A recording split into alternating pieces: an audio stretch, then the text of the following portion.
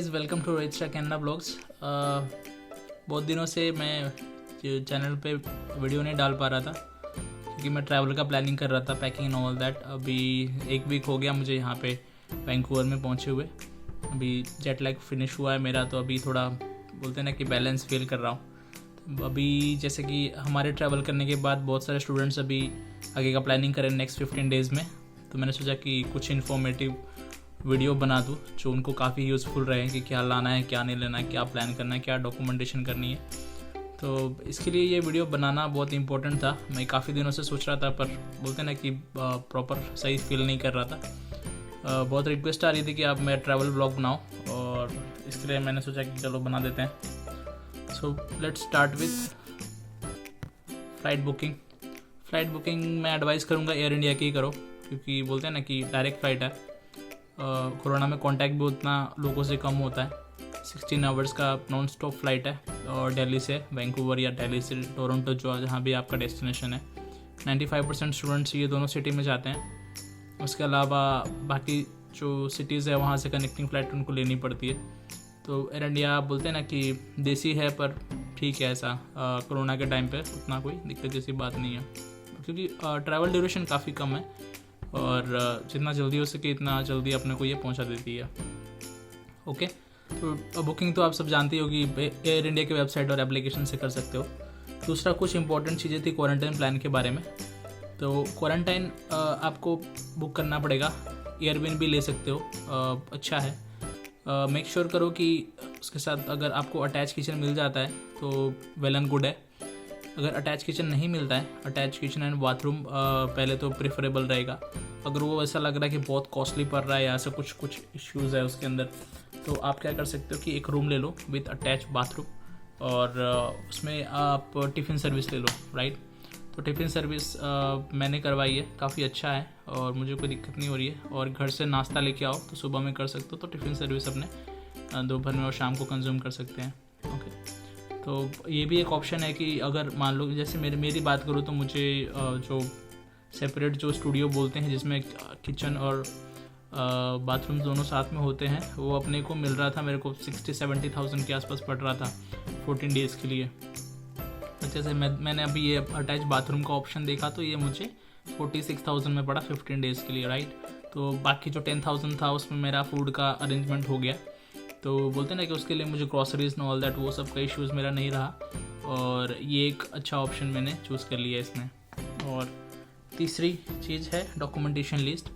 Documentation list में main जो बोलते हैं ना कि आपका बोलते हैं ना कि रामबाण है आपके लिए यहाँ पे आप पहुँचाने के लिए, वो सपोर्ट लेटर है कॉलेज का, और जिनका जो वीज़ा है वो 18 मार्च के पहले, जो सब आप लोगों को पता है, वही लोग ट्रैवल करने की कोशिश करें। उसके बाद वाले ट्रैवल करने की कोशिश नहीं करें, क्योंकि वो बहुत ही इंपॉर्टेंट है। और डॉक्यूमेंट लिस्ट में मेन सपोर्ट लेटर है। सपोर्ट लेटर में कुछ भी रीज़न लिखा हो फ़र्क नहीं पड़ता, एयर इंडिया को बस एक ही चीज़ से मतलब है, एसेंशियल वर्ड, राइट।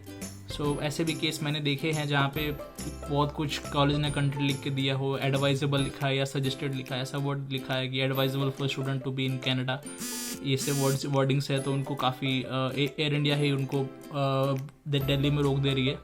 अगर वो आपको फेस नहीं करना है तो मेक श्योर कि आपका कॉलेज आपको एसेंशियल वर्ड वो आपको लिख के दे रही है, एसेंशियल या नॉन डिस्क्रिशनरी वर्ड आपको लिख के दे रही है। अदरवाइज़ आपको डिले में ही फेस करना पड़ सकता है इश्यूज़, राइट। सो मेरी कॉलेज में ही ऐसे हुआ था कि एक बंदा पुराना सपोर्ट लेटर लेके चला गया था जिसमें एडवाइजेबल लिखा हुआ था, तो उसको एयर इंडिया ने मना कर दिया। तो क्या हुआ कि फिर 11 बजे उसने कॉलेज में कॉल किया, तो कॉलेज बंदा लकी था, तो उसको कॉलेज ने तुरंत ही रिवाइज सपोर्ट लेटर भेज दिया, जिसकी वजह से वो एयर इंडिया ने उसको आगे ट्रैवल करने के लिए अलाउ कर दिया तुरंत ही। मतलब उसको 2 घंटे का टाइम लगा पूरा कम्युनिकेशन और उसको करने के लिए, पर एटलीस्ट वो बंदा ट्रैवल कर पाया।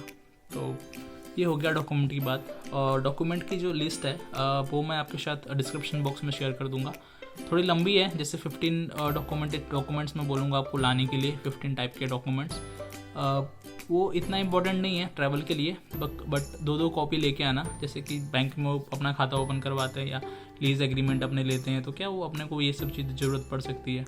और इमिग्रेशन ऑफिसर भी कोई भी डॉक्यूमेंट अपने को पूछ सकता है, तो एक सेपरेट फाइल बना देना जिसमें 2 set of document same arrangement कर देना और उसको लिस्ट दे देना कि नंबर 1, नंबर 2, नंबर 3। तो कभी भी अपने को ढूंढने की ज़रूरत पड़ी ना तो अपने को फटाफट देख लेना कि उसका इंडेक्स देखो और वो डॉक्यूमेंट पे चले जाओ डायरेक्टली, राइट।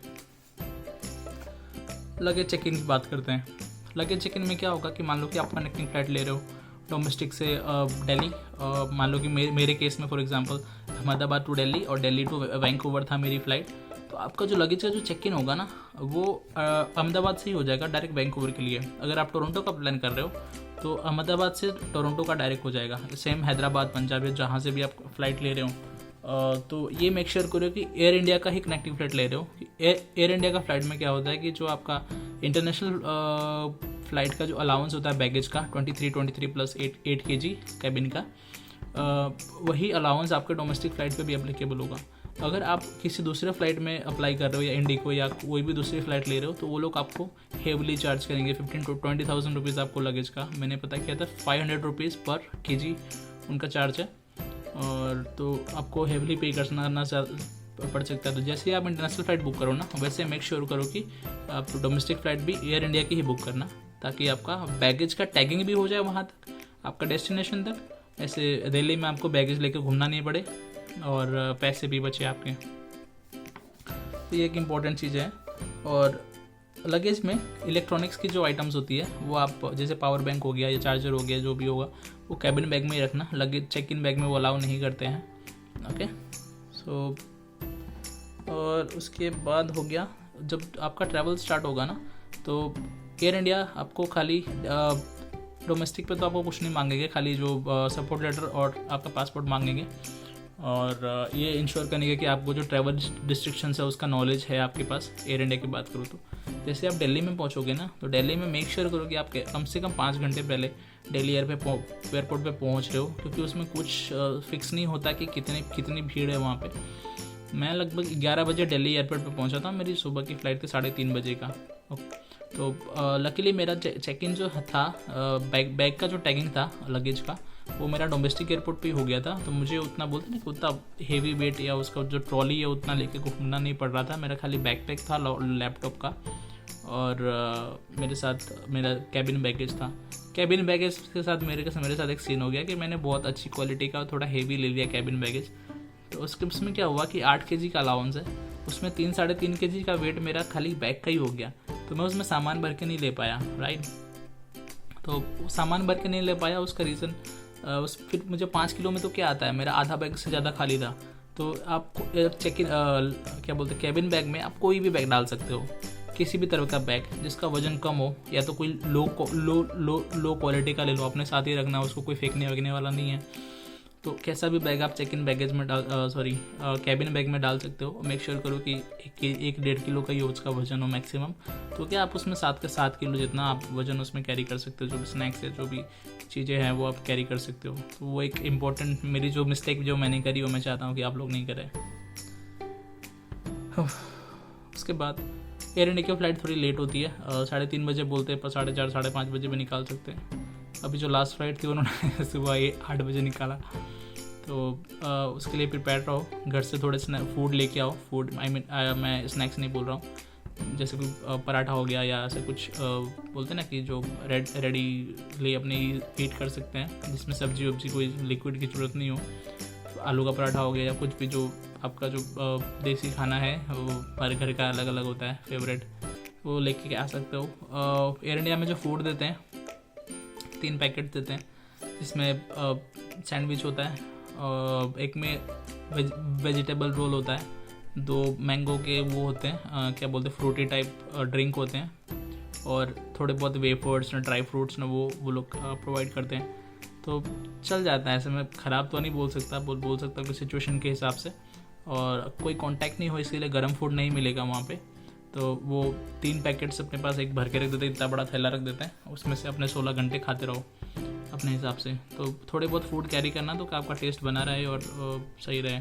और एक चीज़ और बोलना चाहूँगा कि मास्क बहुत इंपॉर्टेंट है। आप N95 नहीं लोगे तो चलेगा, पर क्या है कि मास्क ऐसा लो जो आपको प्रिपेयर्ड रहो कि आप 24 घंटे से 30 घंटे तक पहन सको लगातार। मैंने एक कपड़े से बना हुआ मास्क लिया था, काफ़ी कंफर्टेबल था और मुझे कभी भी यहाँ पे पेन नहीं हुआ, तो काफ़ी अच्छा था मेरे लिए। तो वही एडवाइस करूँगा कि मास्क ऐसा लो जो कंफर्टेबल हो और प्रिपेयर्ड रहो कि ये मास्क तुम 24 घंटे तक पहन सकते हो कंटिन्यूअस, राइट, कोरोना के खतरा से बचने के लिए। यहाँ पे बोर्ड कर लिया, बाद में पहुँचोगे तुम टोरंटो मॉर्निंग में, टोरंटो या वैंकूवर जो भी तुम्हारा डेस्टिनेशन है, वहाँ पे पहले ही तुम्हारी मीटिंग होगी CBSA से। CBSA में एयर इंडिया में 2 फॉर्म देंगे भरने के लिए, अराइव कैन ऐप और जो भी तुम्हारा क्वारंटाइन एड्रेस है वो सब फिलअप करने के लिए, तो वो फिलअप करोगे। और जैसे क्वारंटाइन में क्या है नहीं है वो मैंने आपको पहले बता दिया। और दूसरा आपका इमिग्रेशन का काउंटर आएगा जहाँ पे आपको स्टडी परमिट इश्यू किया जाएगा, राइट। तो वो डॉक्यूमेंट की फ़ाइल तुम्हारे पास ही रखना, बाहर निकाल लेना। वो डिपेंड करता है कि ऑफिसर के ऊपर है कि उसको कौन से डॉक्यूमेंट्स आस्क करने हैं। वैंकूवर एयरपोर्ट की बात करूँ तो वैंकूवर पे सपोर्ट लेटर किसी भी ऑफिसर ने डिमांड नहीं करी, खाली पासपोर्ट और किसी ने पोर्ट ऑफ एंट्री लेटर मांगा। तो प्रिपेयर्ड रहना, जो भी डॉक्यूमेंटेशन मैंने लिस्ट बताई है उसी में से आएगा, उसके अलावा कुछ नहीं आ सकता। मैंने 15 डॉक्यूमेंट्स की लिस्ट बताई है, उसके अंदर ही रहेगा और उसको प्रॉपरली अरेंज करके रखना ताकि कुछ दिक्कत नहीं हो रास्ते में। ओके, उसके बाद जो आता है अपने को अपने क्वारंटाइन प्लेस पे जाना पड़ता है। ओके सॉरी, CBSA ऑफिसर आपको पूछेगा कि आप फूड कैसे अरेंज करोगे और जो नेसेसरी मेडिसिन से जो भी आपको रिक्वायरमेंट होगी तो वो कैसे अरेंज करोगे। तो अगर आप ग्रोसरीज किचन है आपके पास तो बोल सकते हो कि मैं ग्रोसरीज ऑनलाइन ग्रोफर से मंगा लूँगा या जो भी नियर बाई स्टोर है उससे मैंने मतलब मुझे पता है मैं वहाँ से ऑर्डर कर सकता हूँ। और जो अगर आपके पास किचन नहीं है, शेयर्ड किचन है, तो उसमें आप कुक नहीं कर सकते तो आप बोल सकते हो कि मैंने टिफ़िन सर्विस अरेंज करवाई है, तो वो किचन मुझे टिफ़िन सर्विस मुझे कॉन्टैक्टलेस डिलीवरी करके देगी डेली बेसिस पे, तो मैं उससे मैनेज कर लूँगा मेरे फूड का। उसके बाद आपको स्टडी परमिट इशू हो जाएगा। स्टडी परमिट इशू होने के बाद आपको एयरपोर्ट से बाहर आना है। एयरपोर्ट से बाहर आने के बाद आप टैक्सी या उबर कोई भी कर सकते हो।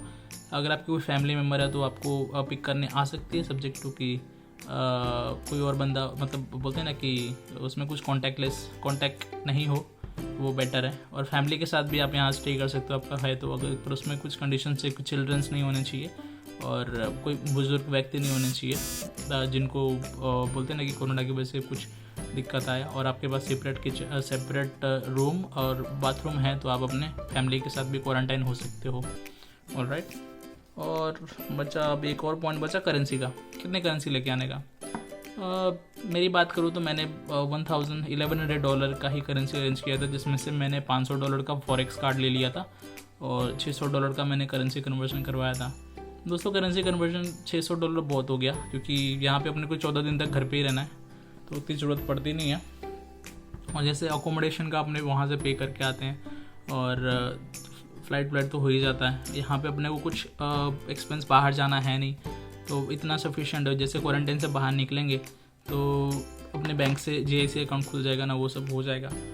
करेंसी मैं एडवाइस नहीं करूँगा, अगर कुछ लाना है तो फॉरेक्स कार्ड में लेके आओ और $1000-1500 से ज़्यादा लेके नहीं आओ, क्योंकि सही में ज़रूरत नहीं है। क्योंकि 14 दिन मुझे घर से बाहर नहीं निकलना है। टिफ़िन के लिए मुझे जैसे मैंने टिफ़िन के लिए पे किया और क्या बोलते हैं कि टैक्सी के लिए पे करना पड़ता है कैश में, बाकी सब सही है एकदम।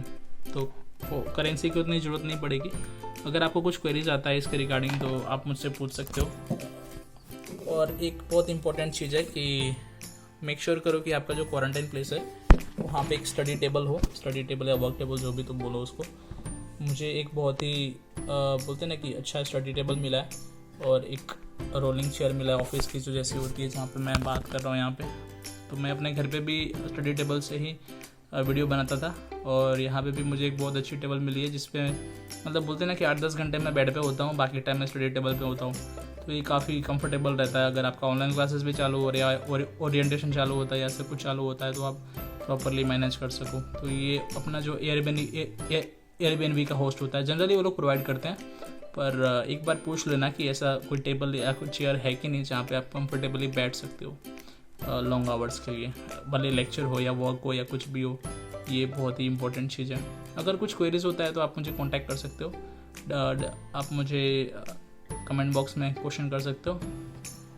अगर कमेंट बॉक्स में नहीं करना हो तो मैंने अपना इंस्टाग्राम आईडी और फेसबुक आईडी दिया हुआ है, वहाँ पे आप मुझे रीच आउट कर सकते हो। ओके, और थैंक यू गाइस वीडियो देखने के लिए। आई होप ये मैंने काफ़ी कुछ कवर करने की कोशिश किया है ताकि आप लोगों की मैक्सिमम हेल्प कर सकूँ।